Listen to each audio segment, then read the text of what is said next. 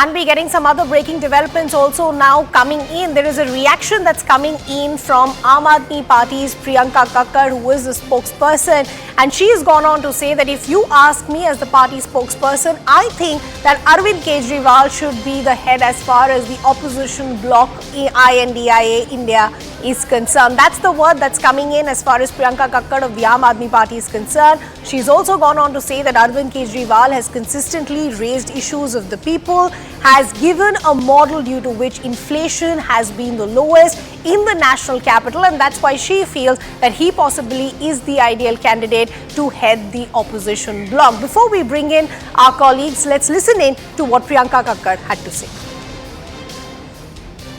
अब मुझसे पूछेंगी as a spokes person तो निश्चित तौर पर मैं भी अरविंद केजरीवाल जी का नाम आगे रखूंगी। उन्होंने लगातार जनता के मुद्दे उठाए हैं, लगातार जनता के बीच में गए हैं, एक ऐसा मॉडल दिया है जिसमें सबसे कम महंगाई है पूरे देश में, दिल्ली देश की राजधानी होने के बावजूद एक ऐसा मॉडल दिया है जहां पर टैक्स कलेक्शन करके वही टैक्स का पैसा अपने नागरिकों पर खर्चा किया है अरविंद केजरीवाल सरकार ने।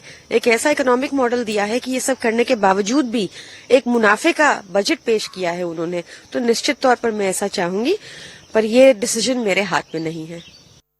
So that's the word that's coming in from Aam Aadmi Party's Priyanka Kakkar. Let's also bring in our colleague Pallavi, who's back with us on the broadcast. Pallavi, it's interesting, rather than any of these representatives saying that, you know, when the time is right, we'll take a call, they're still begging for each of their leader, which is begging the question, is there any unity at all?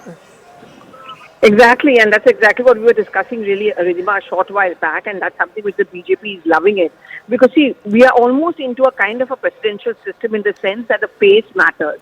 And who's your face, who's going to be your leader, that is going to be the yardstick for voting. And on one hand, you have the Prime Minister's face, clearly, who's going to be the trump card of the BJP and the NDA. But on the other side, who is it? One against the many and one against two. So at some point of time, the voters would also now want to know that who is it really who's going to be from the opposition side, who's going to be projected as either the Prime Minister's face or the face of the front. See, gone are the earlier times where we could that decision could be left to later. Yeah. While the India front would want to leave it to later, I don't think it's going to work out. And if you're going to watch it from far and if voters are going to look at it, the India front does come across as a bunch of, say, squabbling leaders, where their respective political leaders and parties are pushing for their own leader as the face for the India front. And Pallavi, I want to understand something. When you're up against a machinery like the BJP that's always in election mode, isn't it also confusing for the cadre as to who they're working for? As you pointed out, a face is usually very easy in terms of resonance on the ground. The last time round when that meeting took place, what was really decided was that there won't be no public comments or statements made as far as, you know, who's going to be the face all about. Clearly that hasn't gone down because just after that, seeing the TMC projecting Mamata Banerjee, Congress clearly Rahul Gandhi, AAP clearly Arvind Kejriwal.